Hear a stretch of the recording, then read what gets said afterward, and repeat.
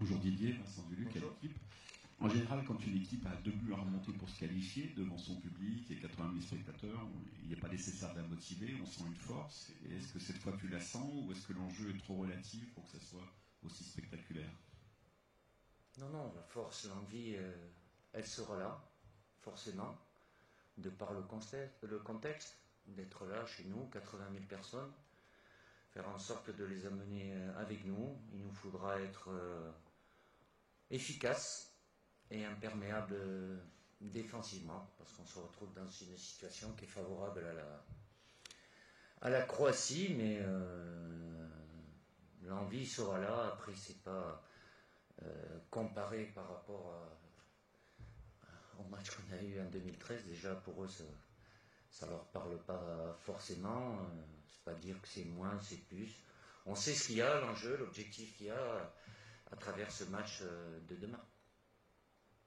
Bonsoir Didier, Xavier Oui. Bertrand de Radio France. On en parle souvent ici, notamment de la fatigue des joueurs. Vous récupérez souvent des joueurs fatigués en mars, en juin, n'en parlons pas, parfois même plus tôt. Est-ce que, Aurélien nous en parlait tout à l'heure, que les matchs ne sont pas tous les mêmes, il n'y a pas forcément toujours la même motivation. Est-ce que c'est compliqué de les motiver parfois sur des matchs où c'est pas la Coupe du Monde, c'est pas l'Euro, et que même s'il y a un enjeu comme celui-ci, ça reste la Ligue des Nations, entre guillemets? Écoutez, je ne vais pas vous raconter l'histoire.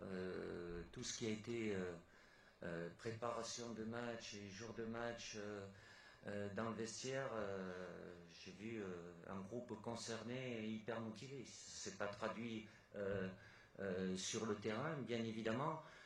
Oui, toutes les périodes internationales deviennent plus compliquées, forcément, de par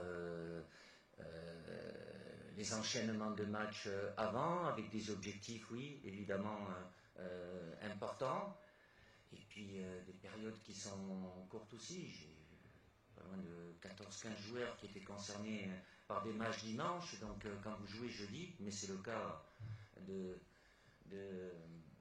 mon homologue croate aussi, même si peut-être il a de très très bons joueurs, mais qui ont un temps de jeu qui est moins important par rapport au mien, mais ça n'empêche, c'est un rapport de force, mais comme je vous l'ai dit, à la veille du match, oui, lundi et mardi, il a fallu faire en sorte de récupérer parce qu'il y avait beaucoup de fatigue. C'est peut-être le cas chez les autres équipes, certainement. Et comme je vous l'ai dit, en étant dans la dernière ligne droite, eh bien, avec leur club, ils ont des objectifs importants à atteindre, à travers les Coupes d'Europe, les championnats, les Coupes nationales. Ce qui ne veut pas dire qu'on va banaliser cette double confrontation, évidemment. Mais c'est pas ça qui a amené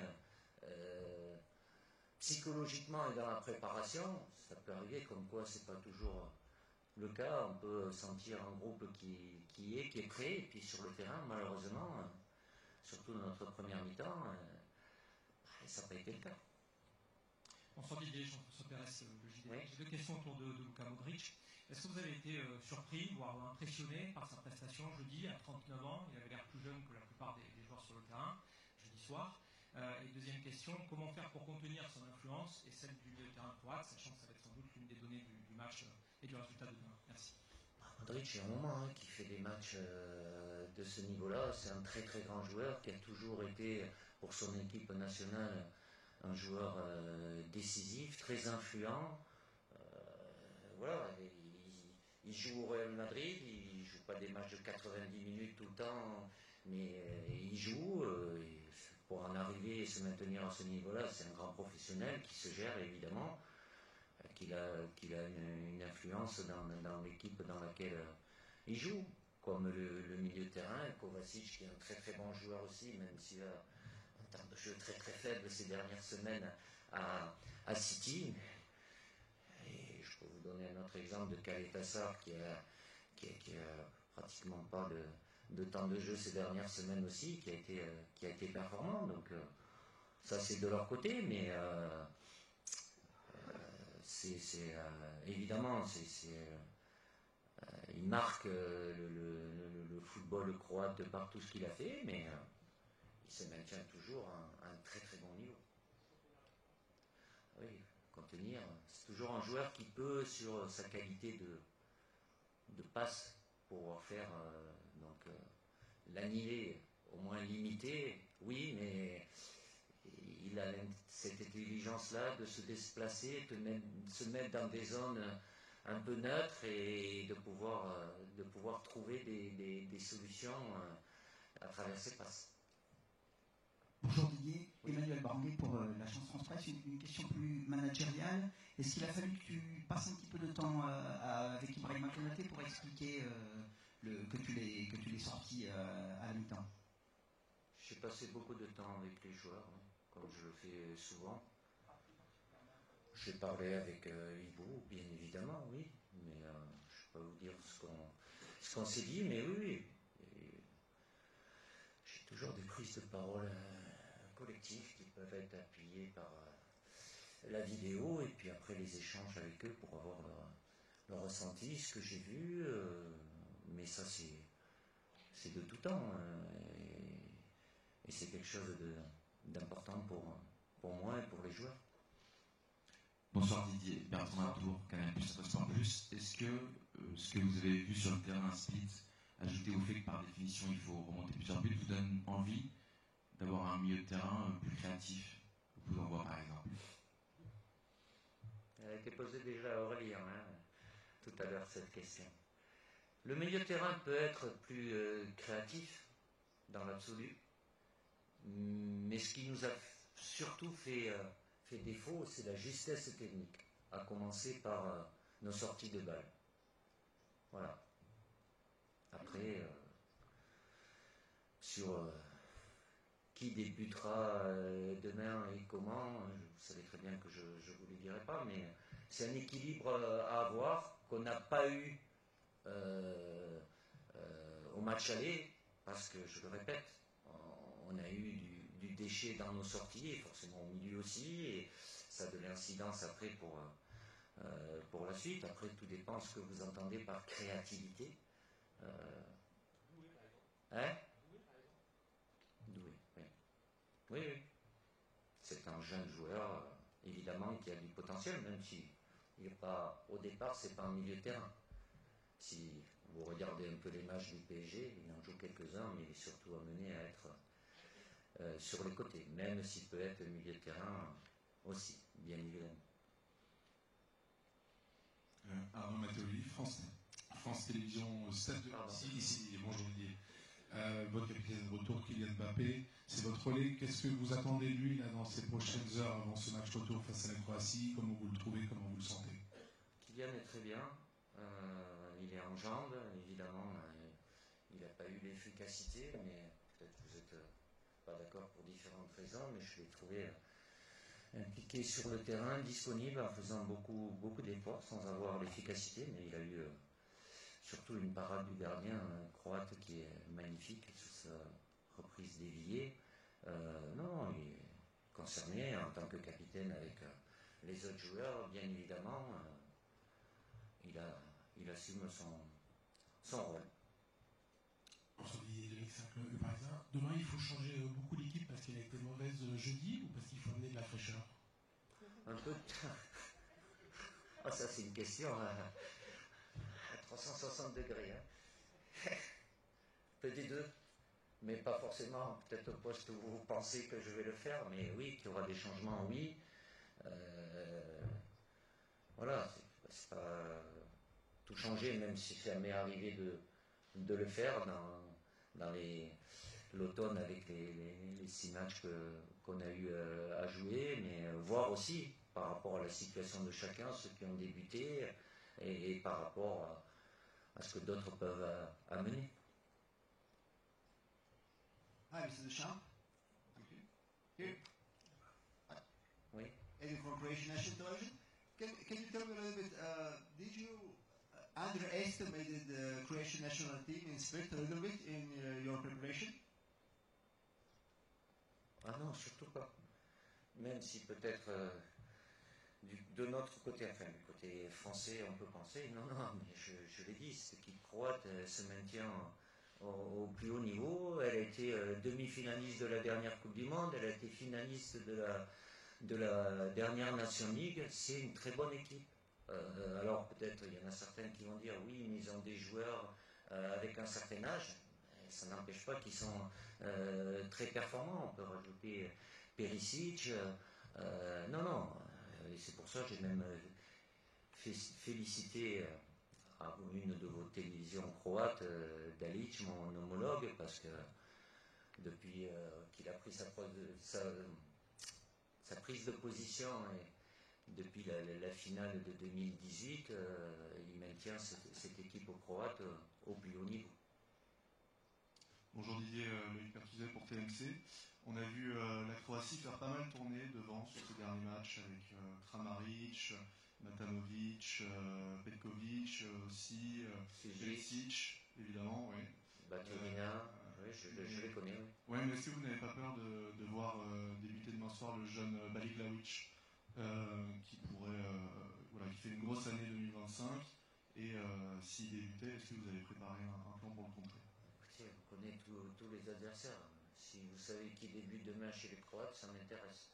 Mais je ne le saurai que demain soir, mais quand on supervise les adversaires et dans l'analyse et dans toutes les infos qu'on peut transmettre aux joueurs, il y a tous les joueurs qui sont dans la liste qui peuvent à un moment être censés sur le terrain dès le départ ou rentrer.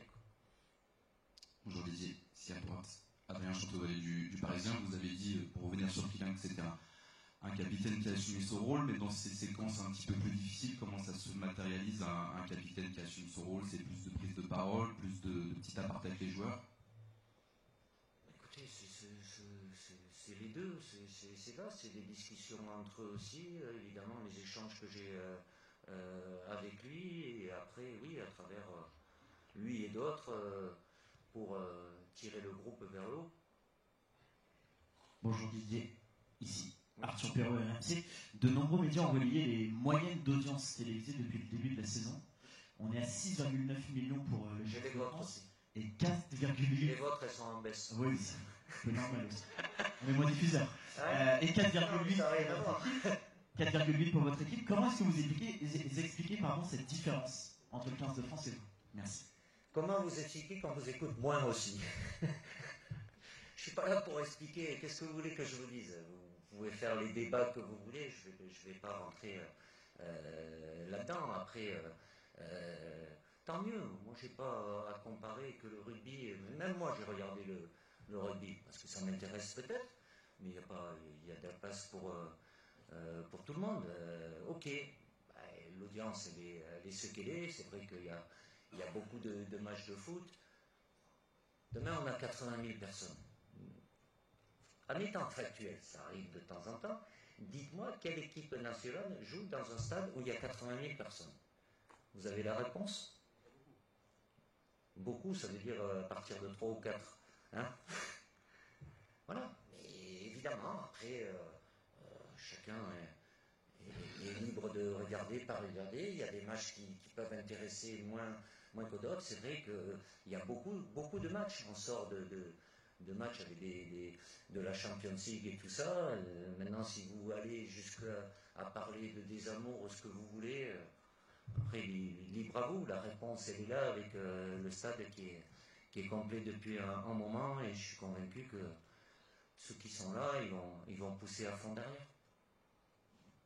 Bonjour Didier, Baptiste d'être le Figaro. Dans l'association entre Kylian et Ousmane, par rapport à demain soir, qu'est-ce que tu attends de plus et de mieux de leur part? C'est pas que la relation, c'est pas que les deux. Je sais bien, vous allez me dire, oui, entre Ousmane et Kylian, c'est dans les meilleurs buteurs. Mais pour certains qui étaient là depuis un moment, notamment Vincent, il y a eu un moment en équipe de France où il y a eu, en fin de saison, les 3 meilleurs buteurs européens. Ils étaient là, c'est pas pour ça que. Voilà, donc c'est entre les deux, bien évidemment, mais c'est par rapport aux autres joueurs aussi, et espérer de ces deux-là, bien évidemment, d'où peut venir l'efficacité, mais ils sont dépendants aussi après, c'est pas non plus le nombre de passes. Si c'est des passes à 3 mètres, c'est pas non plus. Voilà, on a une occasion notamment où c'est Kylian qui trouve Ousmane dans la surface, même si sa frappe est un peu écrasée, mais il y a d'autres joueurs aussi. Après, c'est un positionnement. Ils ont une bonne relation technique, bien évidemment, et une très bonne affinité en dehors aussi. Après, il y a 9 autres joueurs avec eux.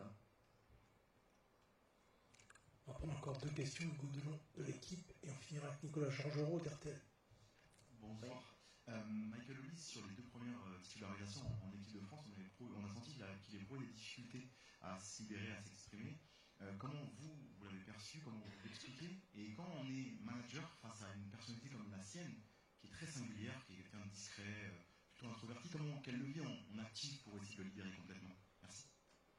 Ça remonte, hein.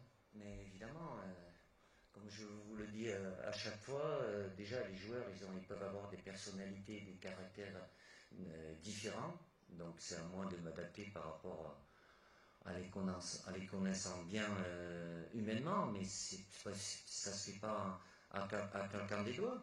Qu'ils aient un potentiel pour, oui, c'est pour ça que je les appelle, mais ça demande des fois un petit peu de temps. Si vous prenez l'exemple de Upamecano d'aujourd'hui, et ce qu'il était ne serait-ce qu'avant la Coupe du Monde, c'était plutôt compliqué, mais c'est son mérite, mais évidemment, à travers la confiance, les échanges, et puis si ça passe pas, ça passe pas, mais Michael, voilà, il a une progression vertigineuse déjà avec son club aussi, il change complètement de galaxie, qu'il ait la capacité et la qualité, oui, de pouvoir l'exprimer avec nous, c'est pour ça qu'il est appelé régulièrement aussi, parce que je le vois faire de très bonnes choses avec son club, le Bayern, même si c'est pas un joueur, parce qu'il est réservé peut-être. Il ne recherche pas spécialement la lumière, donc on ne parle pas forcément beaucoup de lui, mais il est efficace parce qu'il est capable de marquer, de faire marquer. Oui, Didier, est-ce que très simplement vous avez tout votre groupe à disposition demain, ou est-ce que physiquement il y en a qui ne sont pas disponibles pour le match de demain? Merci. Il y a un seul joueur qui a un souci à un mollet, c'est Adrien Rabiot. Donc il ne fera pas la séance ce soir. À voir demain, mais ça me paraît compliqué. Autrement, les autres, ils seront en séance collective aujourd'hui.